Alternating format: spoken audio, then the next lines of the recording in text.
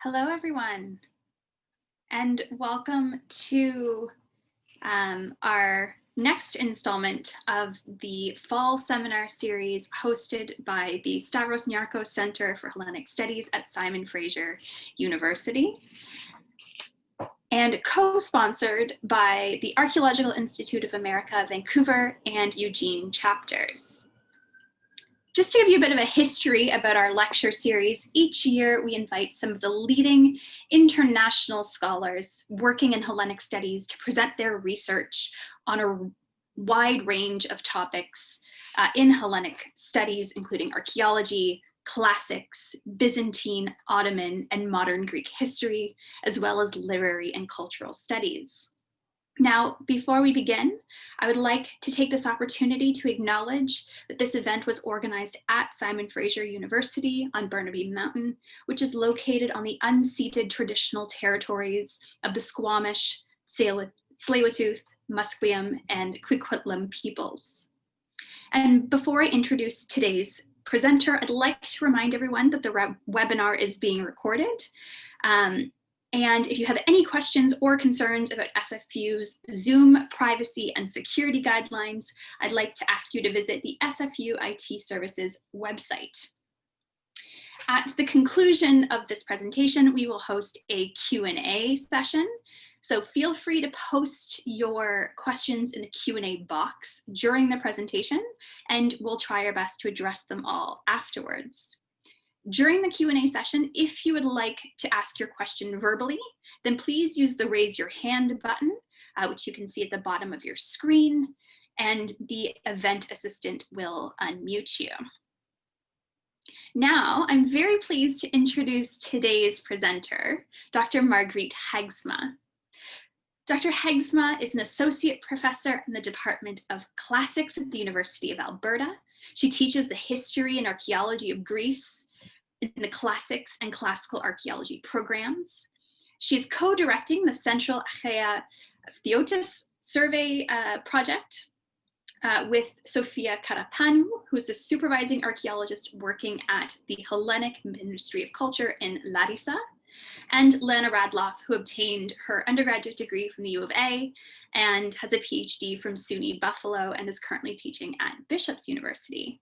Dr. Hegsma is a classical archaeologist who received her PhD and MA from the University of Groningen and an MPhil from the University of Cambridge. She has a background and interest in archaeological methods and social theory, and is an associate professor in the Department of History and Classics at U of A. Before she started working at the U of A, she spent 8 years at the Netherlands Institute at Athens, first as assistant director and the last 6 years as director from 1993 to 2001. At the U of A, where she's been since 2001, she's served as a BA advisor in classics, as coordinator of the MA program in ancient cultures and societies, ambassador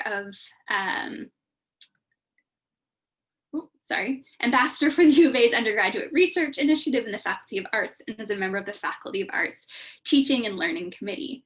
Currently, she is the Associate Chair of Graduate Studies. And in 2014, she was awarded a McCalla Professorship, and her major research interests are domestic space in ancient Greece, and she's worked many years in Thessaly on various archaeological projects, and her publications include interpretations of domestic culture and economy. And as of late, she's become very interested in the organization of ethne and polis, especially in expressions of perception and regional identities in ancient Greece. Today's seminar is about her archaeological research project at Kalithea, which again, she co-directs with Sofia Karapanu. I hope you enjoy today's presentation. Now, please let us give a warm welcome to Dr. Marguerite Hegsma. Thank you very much for that kind introduction, Sabrina. I am very pleased to be here, and on behalf of the team, because I would like to stress that I do not give this presentation alone. Archaeology is certainly, field archaeology is seldom a lonely business. You always work with a team. So I will mention the team a bit later in my talk, but we are doing this together. I would like to thank the organizers for the opportunity to share the results of our project here. And I certainly welcome questions at the end of the lecture, and hopefully we can answer them.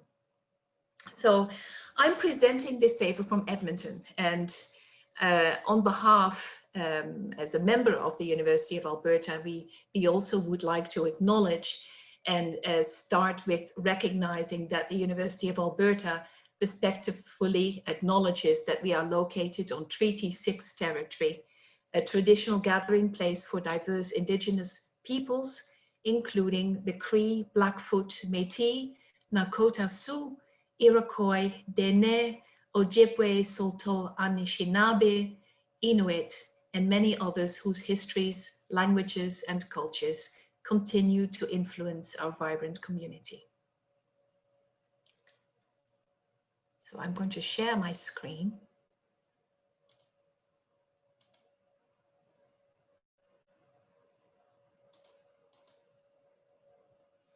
And I hope everybody can see it. So here's the names of the team members with whom I present this talk. So Sofia Carapano, Lana Radloff, but also Sandra Garvey-Locke, who is a colleague of mine here at the University of Alberta, and Vladimir Stissy, who is a professor of archaeology at the University of Amsterdam. So today's talk is about the Central Achaia Phthiotis Survey. Short, CAPS, we like acronyms.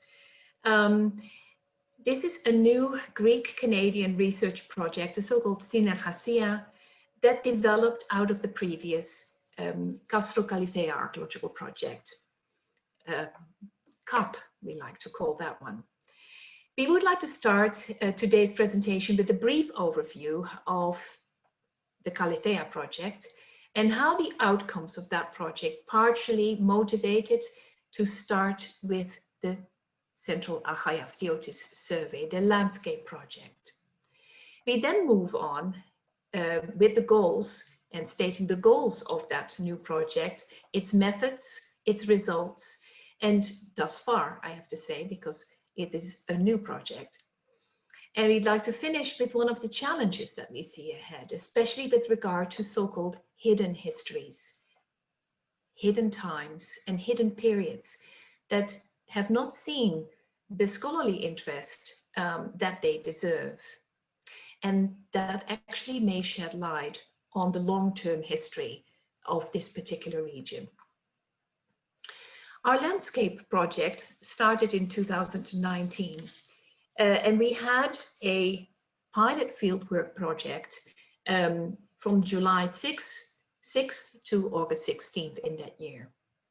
No fieldwork was done this year, unfortunately, due to COVID. It was not safe for us, for our students, and for the people with whom we stay to actually do this. And we hope, however, to continue in the summer of 2021.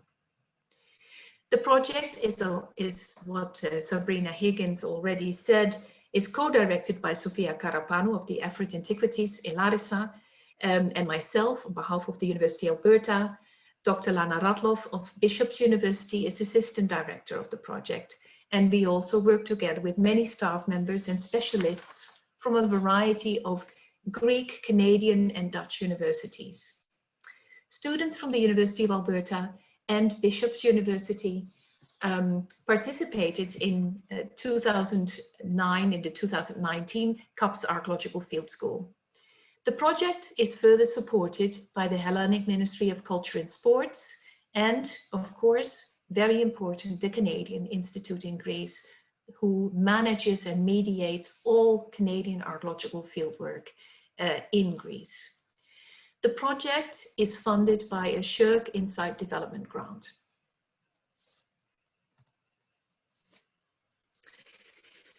CAPS, our survey project, aspires to develop an inclusive approach towards the diversity of landscapes and their roles in connectivity and mobility networks in rural Greece from prehistory to the present. CUPS will contribute to the re-evaluation and study of so-called marginal areas, marginal landscape, hence the title of this particular talk. Marginal landscapes in the Mediterranean, and it focuses on an endangered and topographically challenging region, Achaia Phthiotis, on the margins of the Thessalian plains in central Greece. Here, the development of an alternative survey strategy is necessary to explore its archaeological potential, and our study will also serve as a test for other regions with similar challenging access. Thessaly is a region in central Greece that is characterized by major plains that are surrounded by hills and mountain ranges.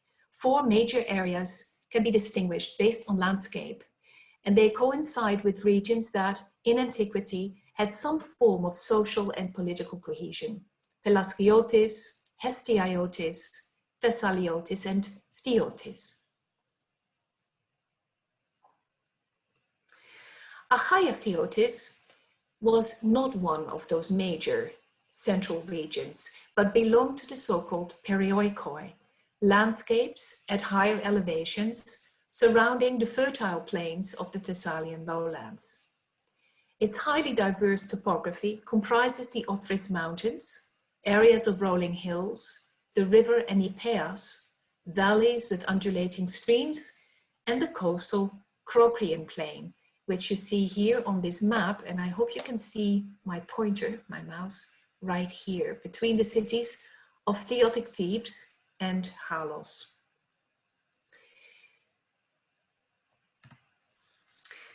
The Castroid Callithea, the 4th to 2nd century BC city, was the focus of our previous project, the Castro Callithea project, which saw its final field season in 2013.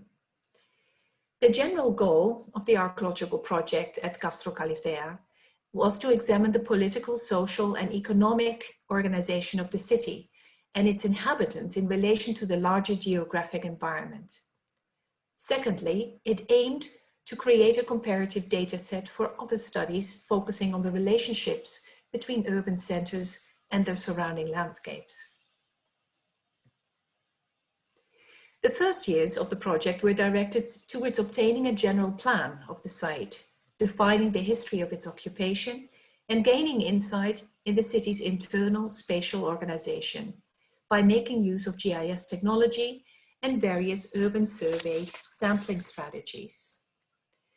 The city itself measures 34 hectares and consists of a 4th century BCE acropolis, here indicated in green, with additions dating to the early 3rd century BC in the form of a gridded city plan and extensive fortifications, here indicated in blue, and the fortifications indicated in red. In the center of the city, the Agora is clearly recognizable, the city marketplace. Actually, this site is incredibly well preserved, and you can basically walk the streets and climb over the walls, and then you suddenly come in this Agora area. It's located in the saddle between 2 hilltops. The city is actually located on a hill, a 680-meter high hill. The Agora consists of a large open space surrounded by a number of freestanding buildings, among which buildings 1 to 5. Building 2, I'm just actually checking the next slide. Yeah, here we see a detail of building 5, which is a small temple. The entrance to this temple is located to the east, and you can see in front of that temple. So this is that temple. This is the threshold, a little front hall, and here you can see an altar. And this is an external building that belonged to it. The Greek team actually excavated this little building, and coins, nails, fragments of figurines were found. no indication, unfortunately, to which this particular sanctuary was dedicated. We found evidence, however, of a destruction layer, and that can be dated to the late 3rd and early 2nd century BC, based on ceramic analysis and the coins. On its northern side, the agora was bounded by a stoa, which is indicated here as building 1, and with an adjacent structure, building 4. The western part of the stoa was excavated over the years, and finally in 2013, it measures 50 meters in length, 15 meters in width.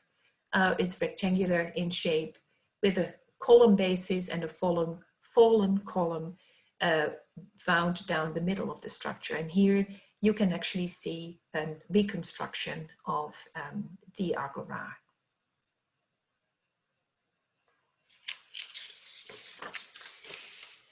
The agora seems to have been an area of relative monumentality, set up as part of an early 3rd century urban grid plan extension to a classical acropolis. We leave the agora and move on to the eastern part of the city, where we can see and find a domestic structure, building 10. Here the Canadian team excavated a building over a number of years, ending it again in 2013. This building is located on the corner of a street and an avenue, and its external measurements are about 20 by 15 meters. So it's a really large building. Our recording and excavation methods paid particular attention to the location of finds, as well as recording of faunal and floral data. We have used the data for a detailed analysis of their spatial distribution in order to obtain information regarding the organization of domestic activities and the economic base of households in this city. One of our results is related to the storage capacity of building 10.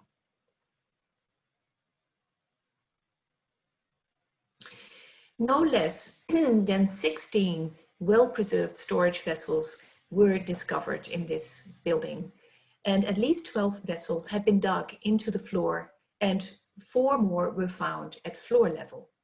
The vessels had 3 distinct sizes, with heights varying from 1.30 meters to 1.80 meters. The largest of the pithoi was so well preserved that it could be almost completely drawn in situ. Using the program of vessel capacity calculation of the Ashmolean Museum, we could determine that the 3 sizes approximately contained 1,816, 1,171, and 601 liters, bringing the total storage capacity of the house at the beginning of the stage of the occupation to an unprecedented 14,202 liters.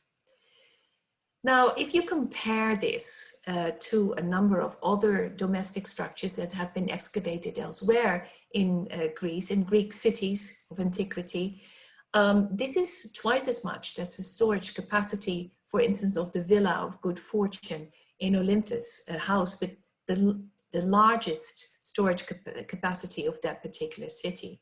Now, of course, the dates are very different, but it actually tells us something about potential land use in this area. And that is actually is one of the inspirations for starting the Central Achaia Phthiotis Survey. The abandonment of this particular building after the last occupation stage was accompanied by fire in this area of the house, and the burned contents of at least one of the smaller pithoi clearly contained cereals.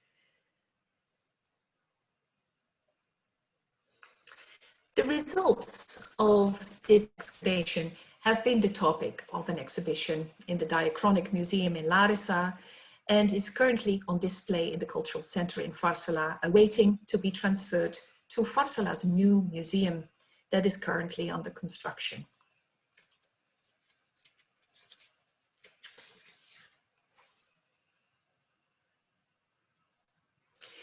Also, a guidebook in Greek and English has been published, and we are working on the publication of this particular project of the finds and the architecture in the form of a monograph, which we hope to finalize in the coming years. While the results of the excavation gave rise to questions of land use related to the storage capacity in Building 10, the Central Achaia Phthiotis Survey is a truly new project. It has a much broader focus than questions related to that major city alone. We focus on a broader concept of both time and space. CAP's intent is to study 3,000 hectares of cultivated and uncultivated land surrounding the classical Hellenistic city, but will cover human activity over multiple prehistoric and historic periods, as well as various landscapes and terrains. This currently remote landscape lay at the nexus of intensively traveled passageways, east-west trade routes between coast and inland, while north-south pathways between the lowlands and mountains facilitated the seasonal track of humans and animals between summer and winter pastures. The goals of the Central Achaia Phthiotis Survey are to study the interplay between the environmental, geopolitical, cultural, and social factors for the communities living in the Callithea area through time. We aim to deconstruct the concept of marginality that is currently projected on this area. It is seen as remote, and nobody really goes there. So the longue durée approach will allow us to assess the dynamic roles of this area as a boundary zone, as a corridor landscape, and as an area of centrality in the history of Thessaly. Arable land in Achaia Phthiotis is limited. Its valleys and mountains only allow for a strongly directed form of mobility, while connections with the coast and fertile Thessalian plains are few, posing interesting challenges for the study of this region. How is the control of mobility, patterns, and settlement of economic viable area related to social and economic developments, institutional and governmental changes, and ecological dynamics over time? How have people identified with this region, and what role do ancestral landscapes play in processes of remembering and forgetting? Finally, the current remoteness of our area makes adequate archaeological supervision a challenge. As a result, it has fallen victim to looting, encroaching agricultural practices such as agroforestry, which includes deep plowing, and plans for the creation of an artificial lake by damming the Enipeas River, a river mentioned by Homer as the most beautiful river in the world, and it is beautiful. The project's final aim is to create a shared data set that will enhance the region's archaeological visibility, facilitating better protection of its record.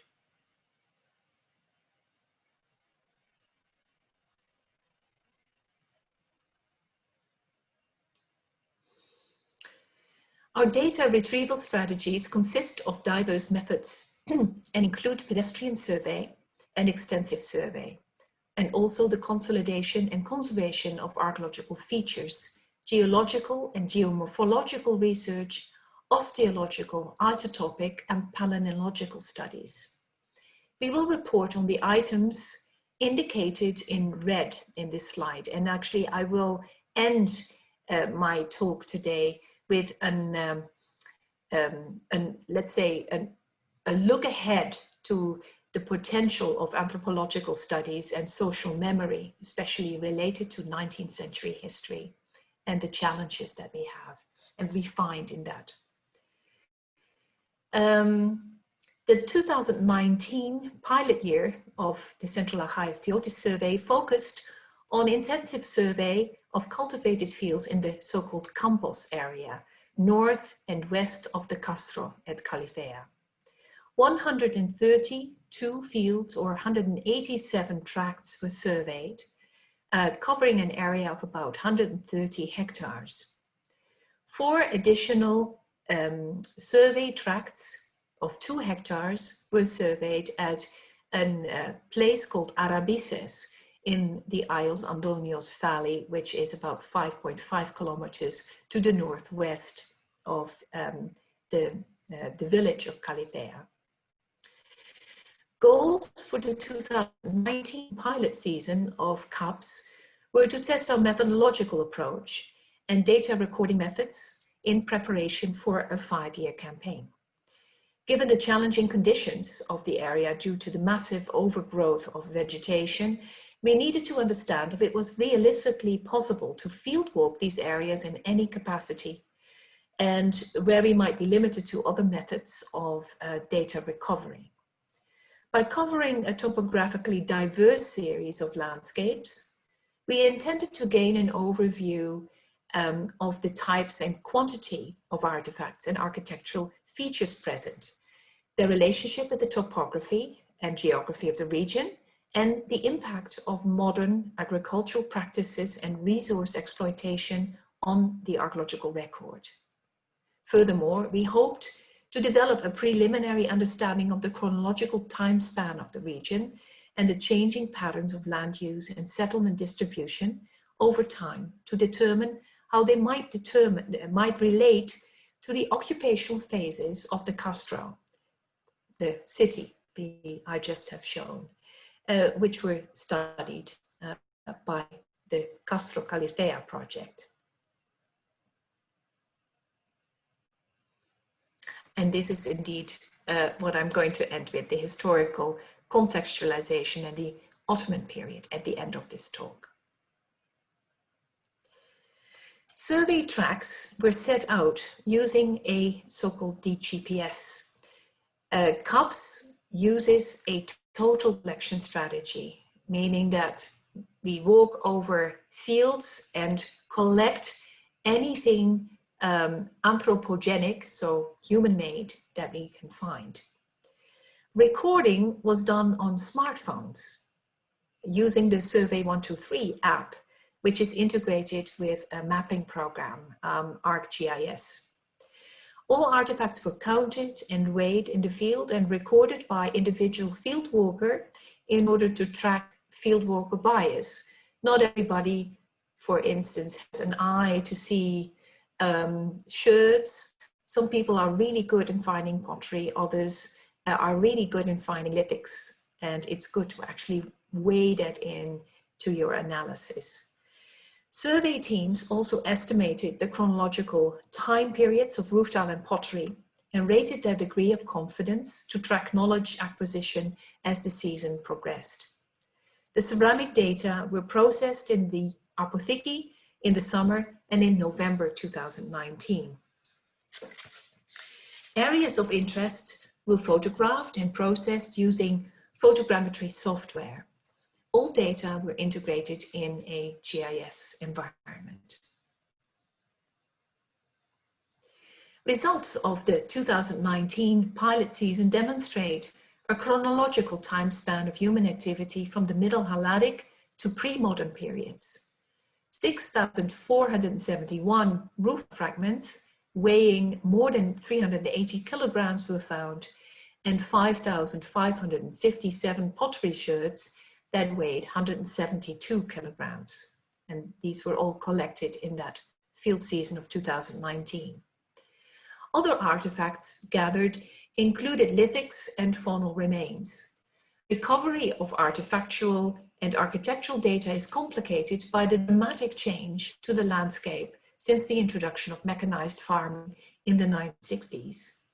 The area north and northwest of the Castro has been particularly disturbed by bulldozing and repetitive soil cultivation, and aerial photographs illustrate numerous alterations to field boundaries, likely indicating frequent changes in land leases or ownership. Such practices and the impact of natural environment factors have resulted in a halo at the base of the castro of our site. So our site is located here. And the halo is to be found at the foot of that hill. So halo at the base of the castro and decreasing chert counts in tracts further away from the hill.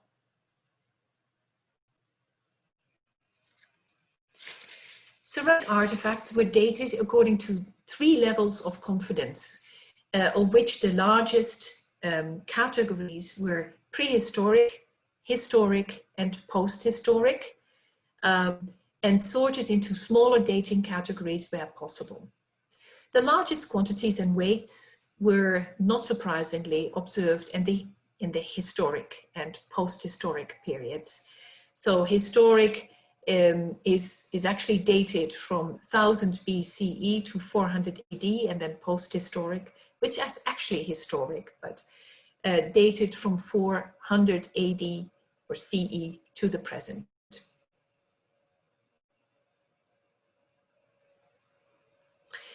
And classical and Hellenistic and late Roman and medieval are the major smaller dating categories, as you can see here on these distribution maps.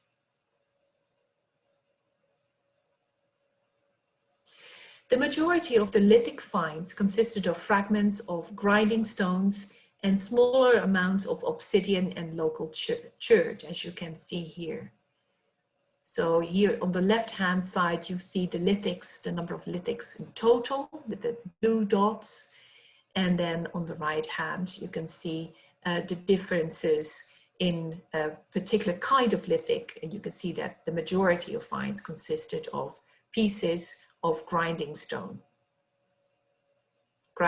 used for grinding cereal. Now, based on the distribution of artifacts, we have been able to identify a number of areas of interest. So field observation and chert densities combined yielded 15 features and areas of interest which were recorded with our digital GPS.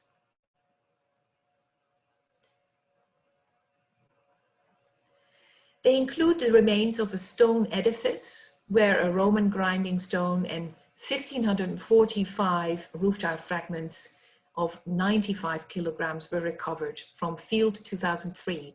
So you can see here that particular field, there's a stone feature with a wall running there. Immense ruins concentrated around that particular feature. And in 2019, in the fall, we were able to fly our drone over that field so that we have a more detailed image.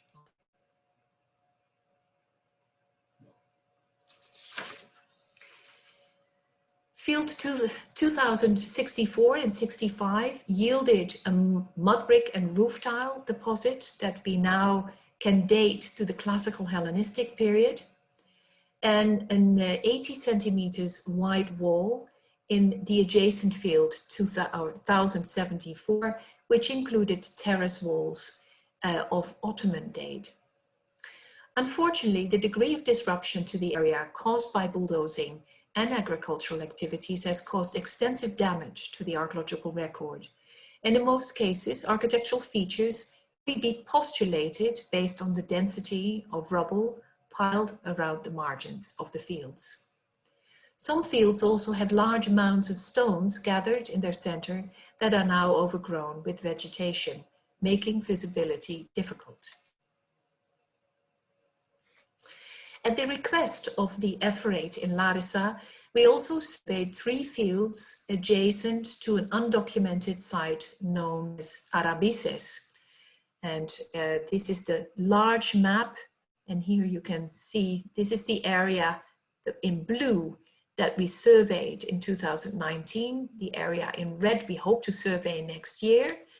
This area here is going to be surveyed in a different way. And here is Arabisis. The white area here is what we hope to survey in the coming 5 years.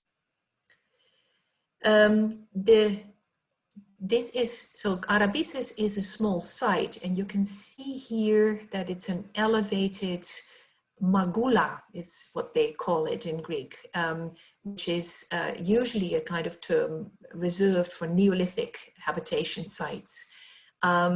But it presents here in a very, very similar way. It's flanked, this particular site is flanked by a spring that's located here, and a deep gully of the Kotseorema stream, which is located right here. And the site itself is surrounded by a defensive polygonal circuit wall. Although the settlement itself is not surveyed, we are going to do that in one of our future seasons.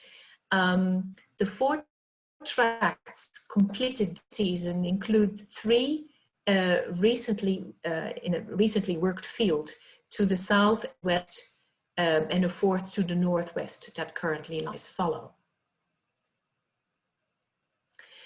767 pottery sherds of 15 kilos were found in 205 roof tile fragments. So not that many roof tile fragments, that's interesting.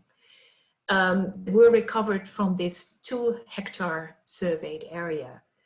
The majority dating to the Middle Helladic period. So this is a Middle Helladic site, at least inhabited during the Middle Helladic period, with some Mycenaean material and early Iron Age pottery and later pottery of historical date. So this is certainly a site that we are going to go back to in our future seasons. I'm now moving to another topic that we did, another focus that we had in our survey of 2019. After the assessment of the uncultivated area, south and east of the Castro, so here we have the Castro again, and you can see how deep green this particular area is. So here's the river Enipes, the Enipeas, and you can see that this area here is completely covered in green, and that green is shrub, and it's not a pleasant shrub, it's actually a Kermes oak shrub that is very prickly and very difficult to actually move through. Our team decided, therefore, that the systematic collection of surface artifacts was not feasible. The Kermes oak here had grown to such a density that systematic field walking with a team over this terrain had become impossible. Instead, we relied on gaining information from the local population in Califea. The village is actually located right here. And we have scheduled, no, that's not scheduled, this is actually now done, to conduct a survey using remote sensing technique. And that sensing technique is LiDAR, and that has been done, but the results are still being processed. So I cannot present that here. That will actually, we have to wait for that until next year. It has become clear that the landscape that is so covered with shrub immediately surrounding the Castro is densely occupied with architecture, including farmhouses, extramural architecture, Tholas tombs, yes, and a necropolis with tile graves. This information illustrates that the natural topography north and west of the Castro, which is now used extensively for farming, may have originally been similar to the east and south of the Castro. So we have a control area. We know that the area north and west here is quite destroyed by agricultural activities, but we have a control area east and south where that is not the case.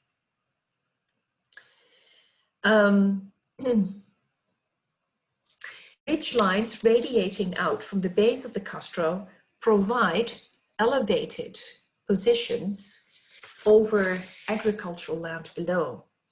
And our team was able to map several features in this area, but the ones that stood out were the numerous Tholos tombs. And you can see them here on the map. Every green dot is a tomb.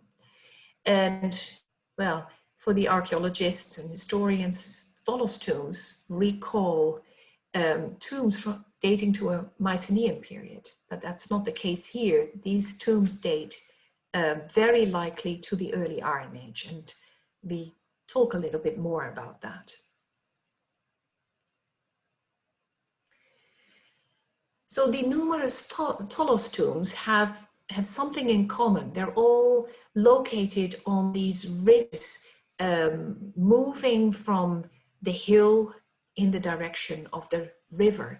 And these might actually represent pathways along which these tombs were located. 4 looted of these tombs, these Tholos tombs, and Tholos tombs, I'll show you what they look like, were reported by Dimitris Theocharis in 1964, which he dated based on local information to the early Iron Age. In 2019, our team recorded 16 looted tombs with the DGPS. A further 5 were identified as possible collapsed Tholos tombs, while another 3 were categorized as candidates based on their position within the landscape on those ridges, bringing the total up to 24. Just for the sake of comparison, excluding our data, 52 early Iron Age Tholos tombs dating to the early Iron Age are known in Thessaly. This is we see in Thessaly a strong continuation of that Mycenaean form of burial. But the density that we actually find in this particular area here represents a 33% increase of tombs, known tombs of this particular type. And so that is quite an unprecedented number.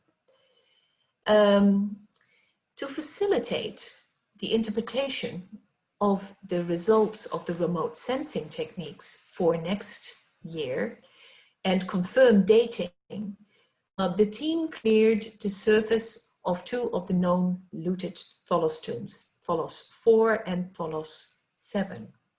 We documented them using our new DJI Mavic 2 Pro drone and a handheld camera, and created 3D DEM models and orthomosaics. Tholos 4 turned out to be partially collapsed, and after placing internal supports, it was deemed not safe to attempt further clearing. So these are tombs that are actually looted. They are dug into from the top. You can see the hole here, but if you look further, they're actually really intact, and their architecture is interesting for us to document.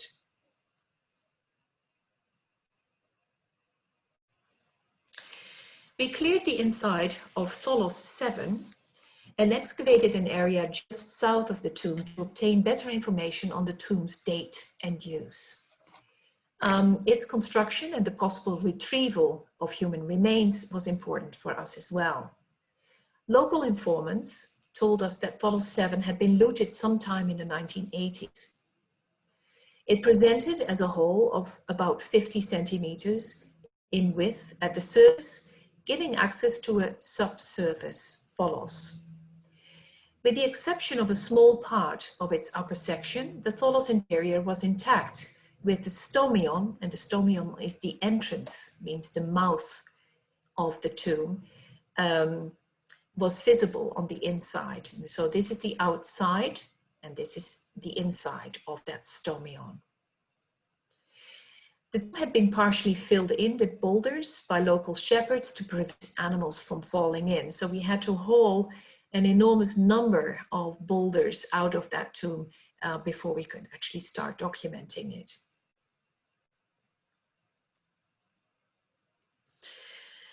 An area was opened immediately south of the tomb in an attempt to find the dromos and which measured about 2.5 meter by 3 meter. And this area was chosen because the stomion visible at the inside of the tomb faced southward, in an attempt to study whether the tomb was repeatedly opened during its use. Initially left a vertical profile of half of the potential dromos in place, only excavating the eastern half of that area in north-south direction. The exterior stomion consisted of 2 vertical limestone jambs covered with a limestone lintel of about 1.20 meters. Its internal width at the top was only 53 centimeters. And so we had to abandon our initial strategy and just excavate completely. So the team opened up a complete area to its full width, and we could not find any. Usually with these kind of tombs, you have an entrance, but you also have a so-called dromos. And it's very typical for these early Iron Age Thessalian Tholos tombs that they usually don't have a dromos, not a corridor that actually leads to the entrance of the tomb. And actually later we decided that maybe these tombs are kind of smaller imitations of their larger Mycenaean cousins, and the entrance may not have been used at all because it was so narrow, and that the dead may have been interred while the tomb was built. But we'll come to that later. Now, above the lintel, and so this is the lintel here, and you see that with the blue arrow here, at a depth of about 25 centimeters, a thin plaque of limestone was found with burned bone on it. And underneath this particular feature, we found a red anthropogenic layer, which means that, you know, the layer, the soil had been colored by fire that was an intentional human act. So we found a second feature under that, consisting of patches of black powdery earth with traces of burning, and also more very thin limestone plaques measuring about 8 centimeters in width, stacked on top of each other. And in between were found fragments of burnt faunal long bones, as well as sherds from a single vessel, which served as an incense burner. Its date, so the date of this particular vessel, which you see partially reconstructed here and drawn here, is uncertain. Our pottery expert, Vladimir Stissy, could not say anything about the date, also not about the form. Anybody who recognizes this, please contact us. We'd like to have some more information about this. We interpret how this whole feature, the burning, the faunal remains, the vessel, as a remnant of a commemorative event or a series of events commemorating the deceased in these tombs, or in this particular tomb. The interior of the Tholos tomb's chamber, so a Tholos is a beehive tomb with a beehive kind of form, and you can see that here fairly clear in this photogrammatic reconstruction. It was roughly oval in shape, this one, and measured about 2.5 by 1.75 meters and had a height of about 1.30 meters. So it's really much smaller in comparison to the Mycenaean predecessors. To ensure the excavator's safety, the team installed iron supports inside the tomb as a precautionary measure in case the tomb's vault weakened and collapsed. The work inside the tomb was logistically complicated due to the cramped working conditions. All soil excavated from the area inside was collected for sieving and flotation, and all remains were measured in by hand and wherever possible by total station. The looting activity left the interior of the Tholos tomb rather disturbed. The top layer in the tomb consisted of a large pile of boulders with powdery gray soil found in between vegetation and small stone inclusions and fragments of human bone. This was actually what we had hoped for, that had been strewn about. This was followed by the removal of a layer that was largely composed of soil that had fallen from above and had filtered through the large rock layer and settled. The layer was very disturbed and formed pits and hills in various places. The removal of layer 2 exposed the extent of the looting pit, and you can actually see that in this drawing here. So this is the looting in the center of the tomb. The lower, as well as 2 floor levels were found. The lower one was connected with the outlines of feature 2, and that is a trapezoidal cyst tomb, a cyst grave, oriented east-west, each sidelined with a single limestone slab. Numerous human remains were found, which mostly were located on the upper floor level of the tomb, and very few remains were found in the cyst itself, and that is very likely the result of the looting. The stomion was connected with the inner tholos over a length of about 1.20 meters, was filled with soil, and was forming a layer sloping down from the entrance to the floor of the interior. So apart from human remains, area 2, which is the inside of the tomb, yielded only 2 small rim fragments of a cup that you can see here, that Vladimir Stissy dates to the middle of the early proto-geometric period. Several human remains have been selected, however, C14 dating, but we have no result to report yet. Our physical anthropologist, Sandra Garvey-Locke, aided in the retrieval analysis of the human remains recovered from Tholos Tomb 7. Despite the poor preservation and commingled remains, she was able to confirm the presence of 2 adult individuals in the tomb, both likely male. She was able to confirm the presence of 2 adult individuals in the tomb, that already said. One individual was a young adult who had suffered at least 1 episode of illness or nutritional stress during childhood, and the other was an older adult with badly worn teeth and antemortem tooth loss. The 2 share an unusual dental trait that might indicate that they were relatives or members of the same lineage. Some bones from the younger individuals show signs of heat alteration. The question of whether this represents a cremation or some other kind of heat treatment requires further study. Bone specimen of both individuals will be sent, as I said, for C14 dating. So in conclusion, we may therefore have to do with a tomb used in 2 different stages. First, as a location where an individual was inhumed in a cyst grave. The tholos was likely built at that time. Cyst graves in tholoi are not unusual in early Iron Age contexts in Thessaly. Or it might be later, when a second individual was interned and deposited on the floor level on top of the cyst. This individual may have been cremated, but on a pyre with a low and variable heat, or the bones underwent some kind of mortem heat treatment.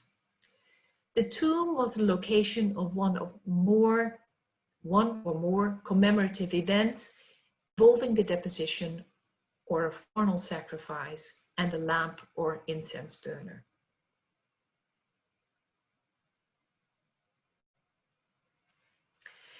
Our plans for next year consist of the continuation of the intensive survey in the area east of the Castro. Last month, the shrub covered area was scanned using airborne LiDAR. The results are currently processed and will be sent to our colleague Arturo Sanchez Azovaiva of our Earth and Atmospheric Science departments, he and his team are going to analyze these data and hopefully we can, that process will generate a digital elevation model that we can analyze for anthropomorphic features, such as roads and perhaps more tombs or buildings. Any of these anomalies found will be checked then by ground truthing. So we will actually visit them and record what we see at the surface. Our research partner, the F8, will excavate, hopefully, an unlooted tomb in the area. And our geologist, Markos Vaxovanopoulos, finished creating a detailed geological map and has found copper deposits in the area, which will shed light on potential use of local resources in antiquity and in more recent history. Our geomorphologist, Professor Kostas Vouvalidis, has conducted a preliminary geomorphological and hydrological study of the survey area, which he presented in a preliminary form to me just 4 weeks ago, with very interesting results, especially on springs and fountain houses that surround the castrum. And thus we cannot yet present these results here.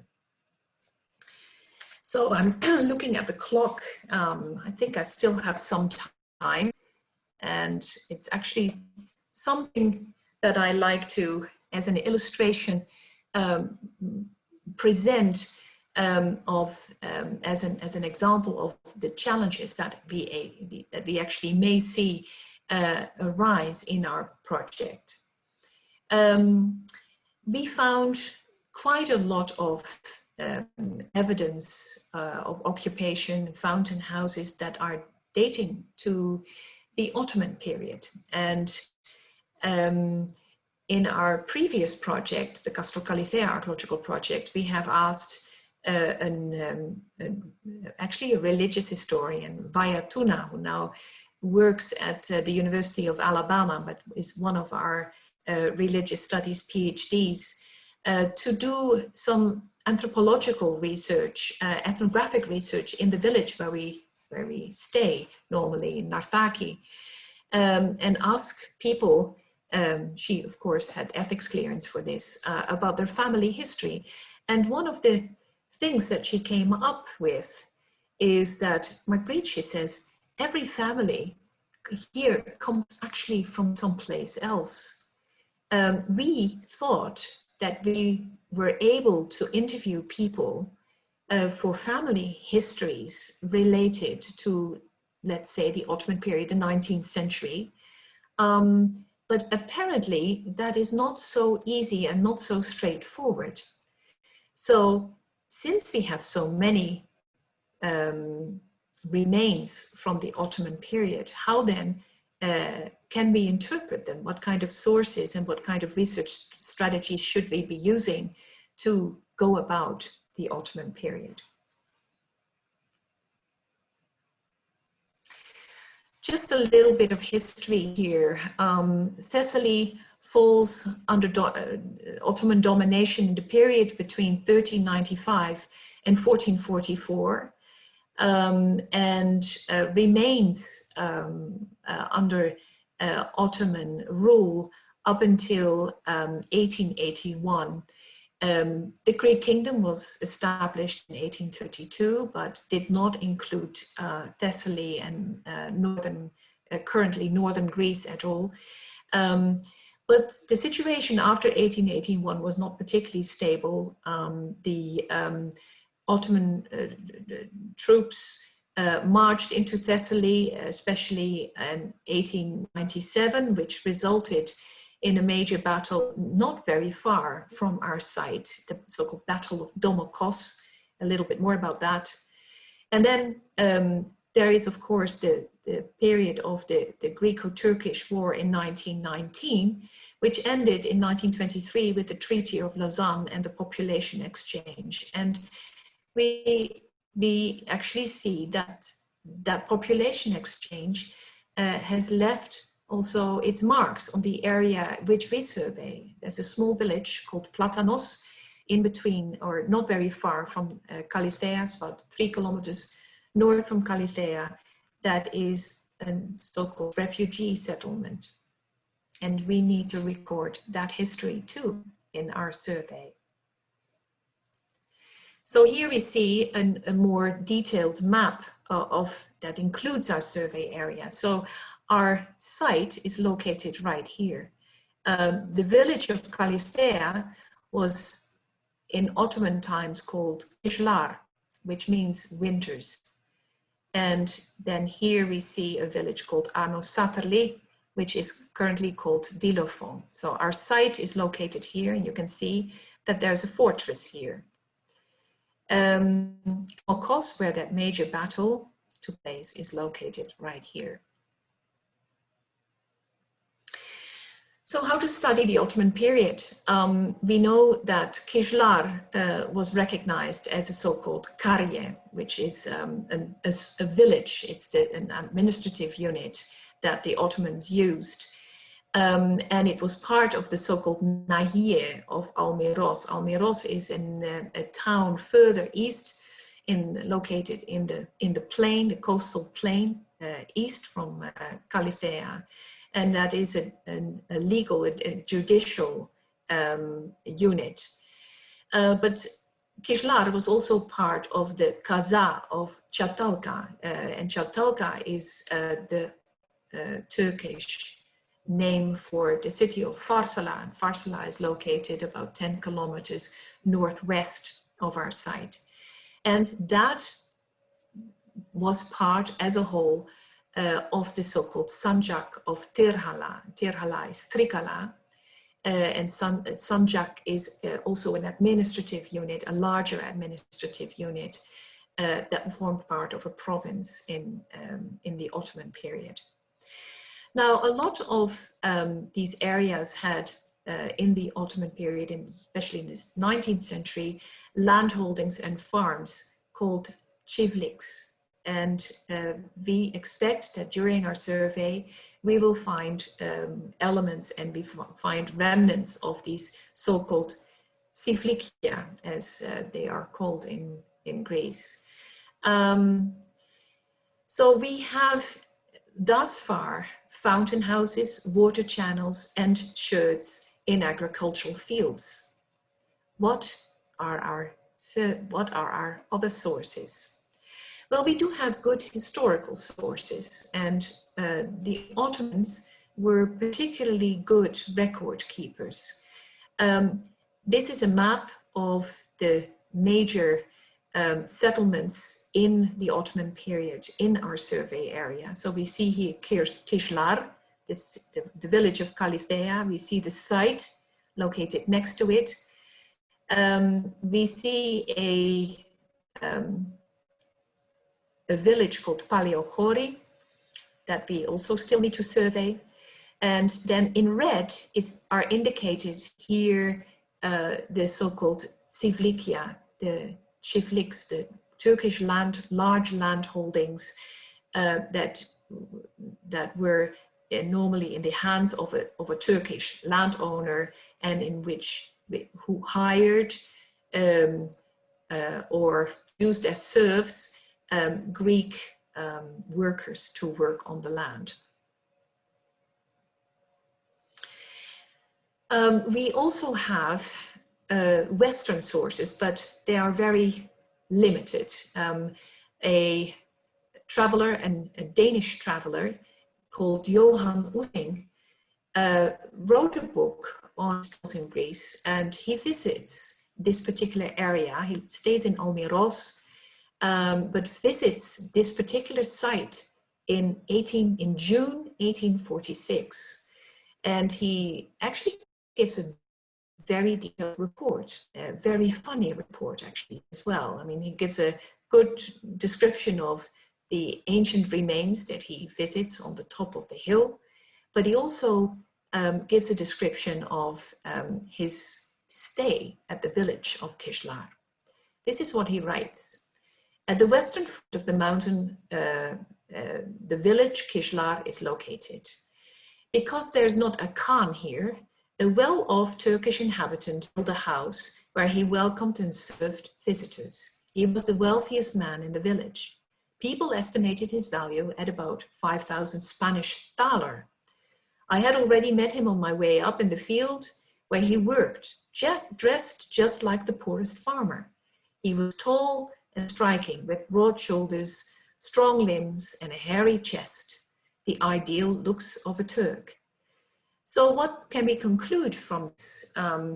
That it might very well be that, that Keslar at the time was a Turkish village, and that at the occasion of the incorporation of Thessaly in the kingdom, that the Turks may have sold off their property to incoming Greek families. And we have a strong indication that a lot of Greek families came from the area of Lamia, that settled in here in the late 19th century.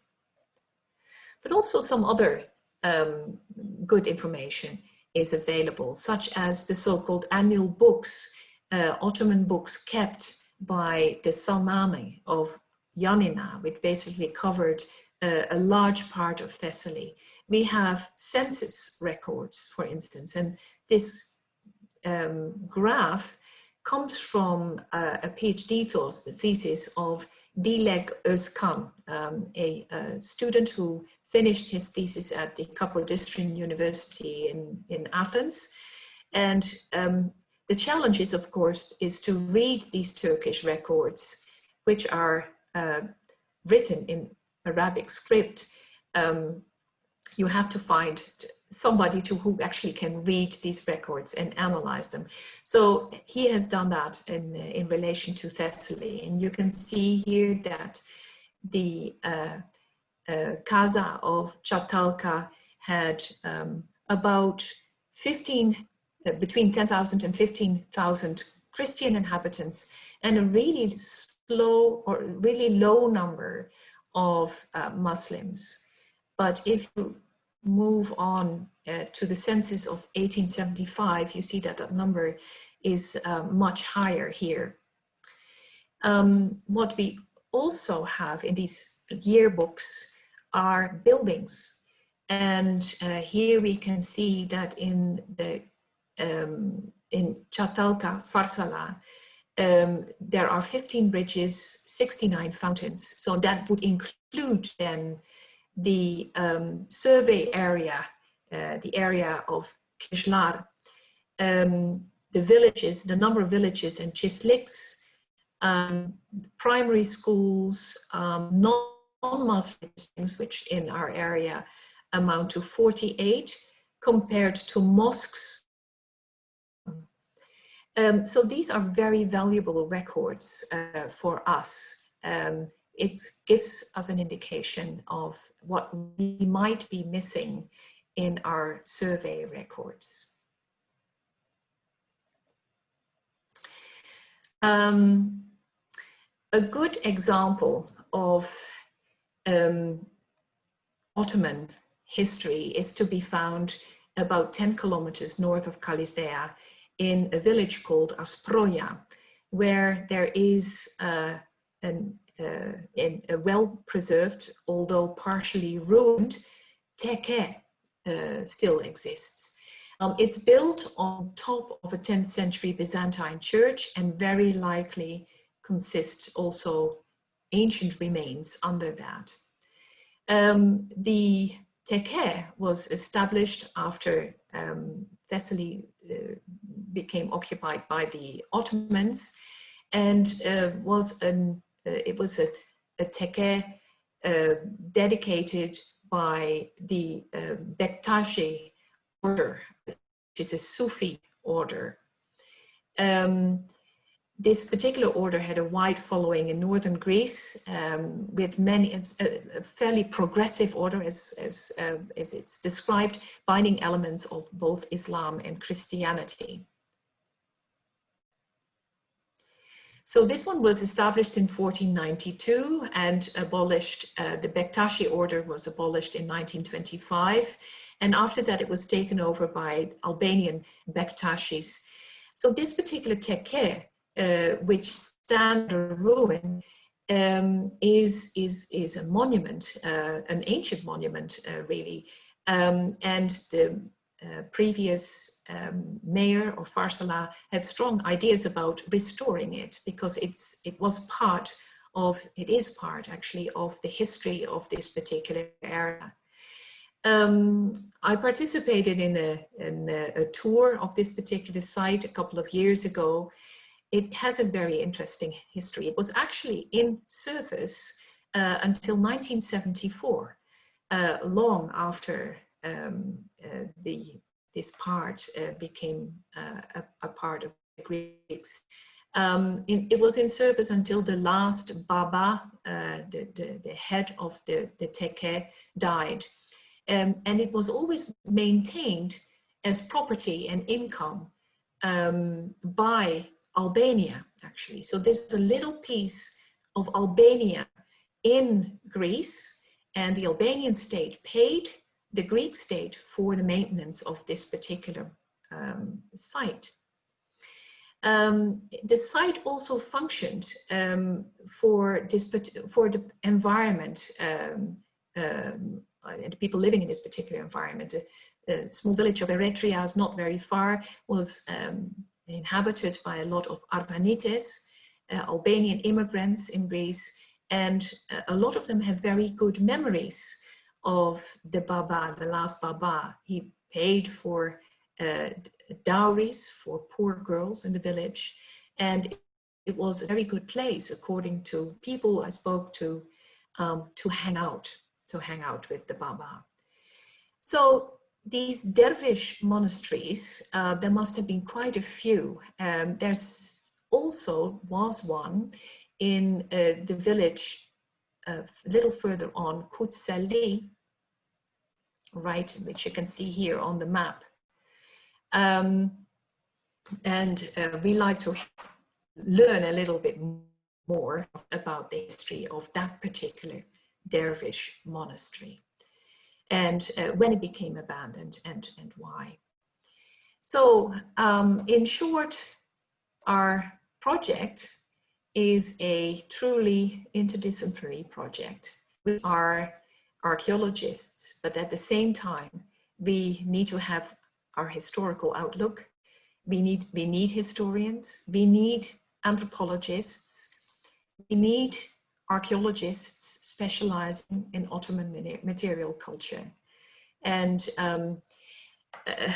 there is sometimes a bit of a tension here when we ask the people in the village where we normally stay, and that is the village of Narthaki, indicated here on this map as Köpekli by its Ottoman name.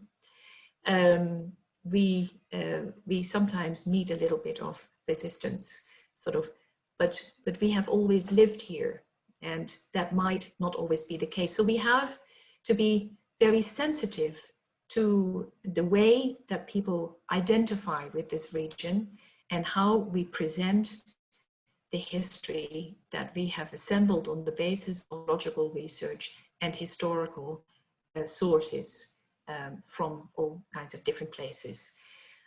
This is actually the end of my talk. I would like to thank everybody on behalf of the team, which you can see here in 2019, and any questions that you may have, I hope we can answer. Thank you.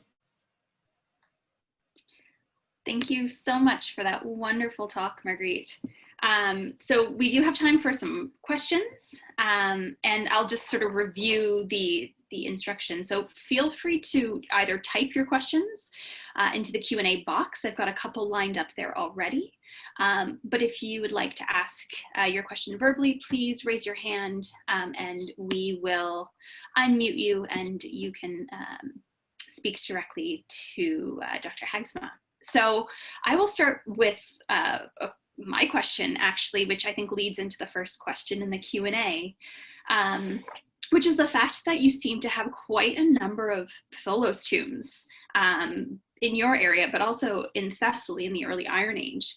And I'm wondering if that is common within the early Iron Age more broadly to have these Tholos tombs, or if that's something that's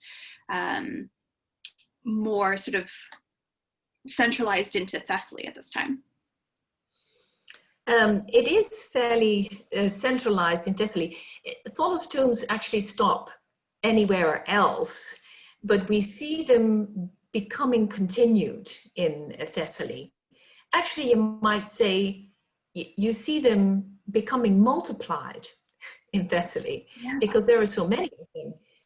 And so I'm not an early Iron Age specialist, I'm going to say that, but there are various people have written about these early Iron Age Tholos tombs. Polixeni Arachuviti has written a very extensive article on them, and especially on the Tholos tombs found not very far from Ferre. And Yannis Yorganas has written basically his PhD thesis on early Iron Age Thessaly, which includes the tomb culture. Yeah, what is going on with these Tholos tombs?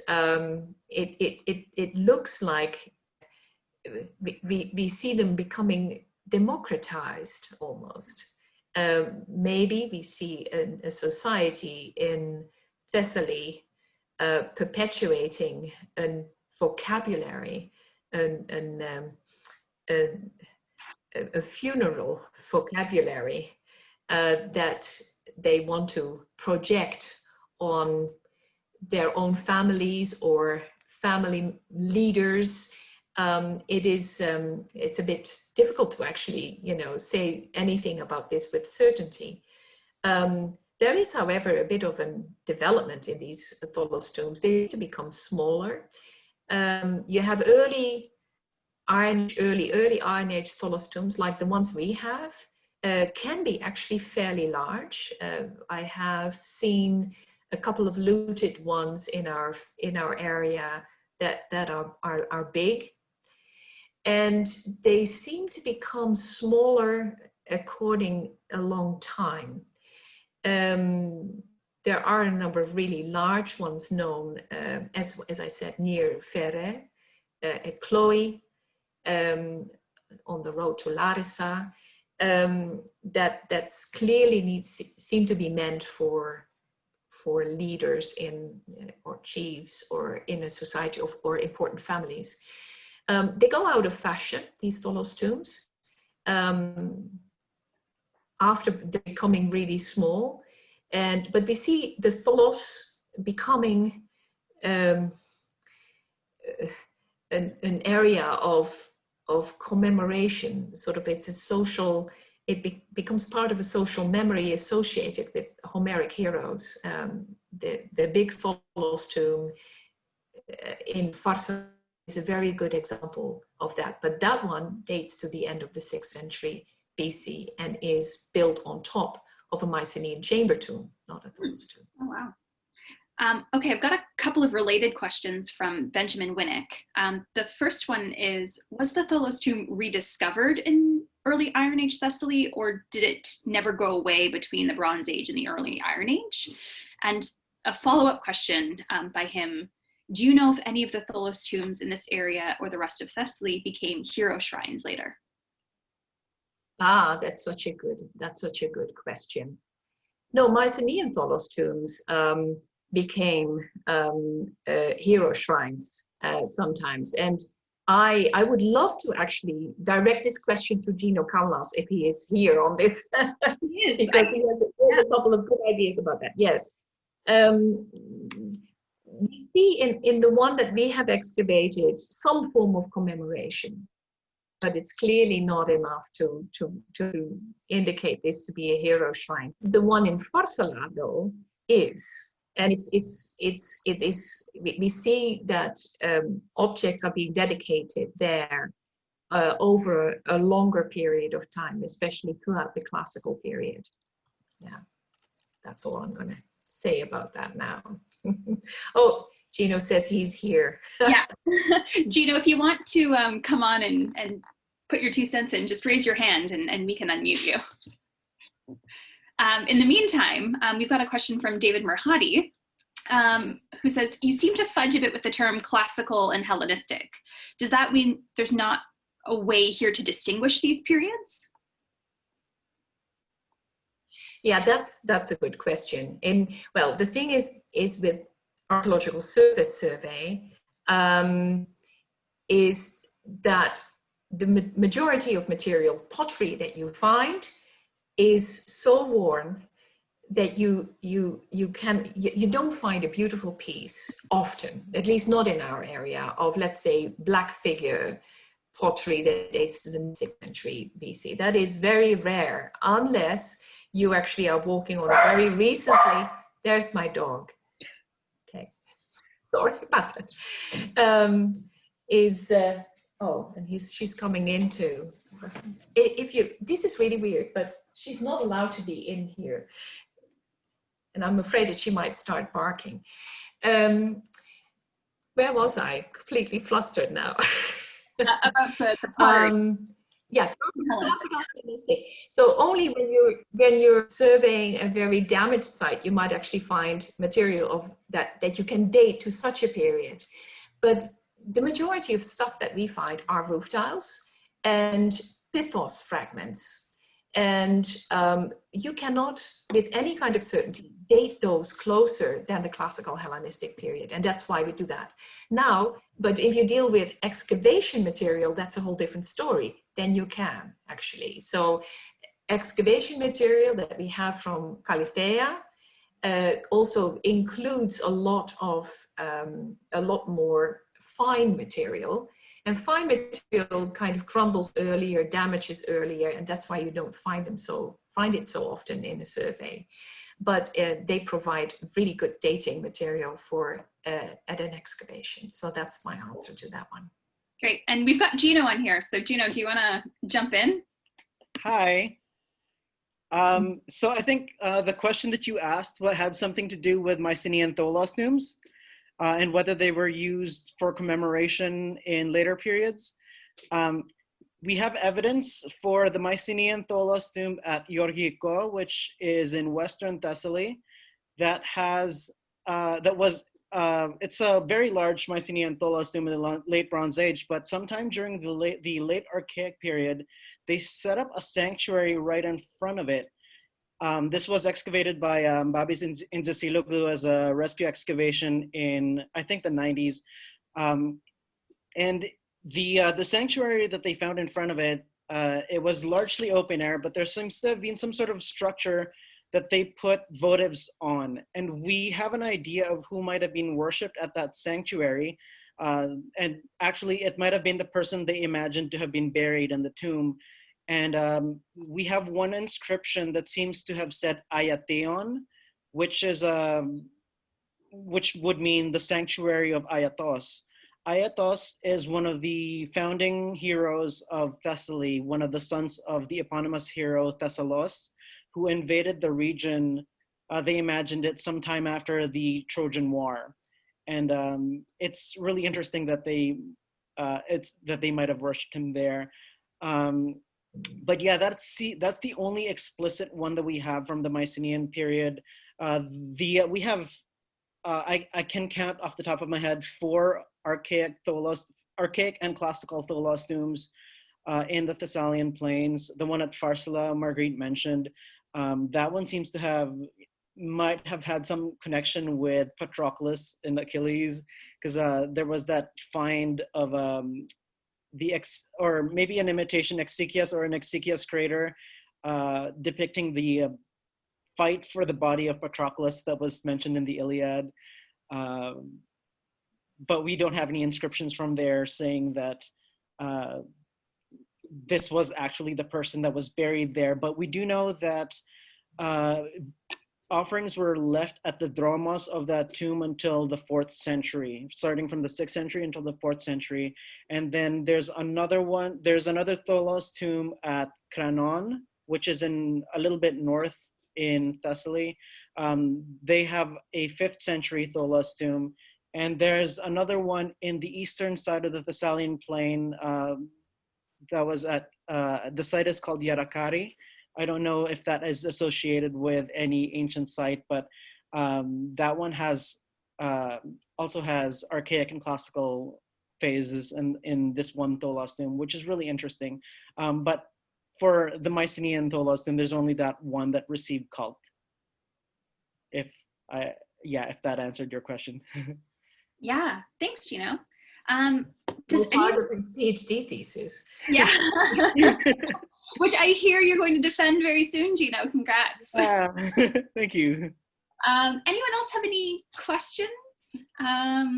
Feel free to raise your hand. There's nothing left in the Q&A box, so maybe I'll ask if someone else has a question to raise their hand. Give it a few seconds.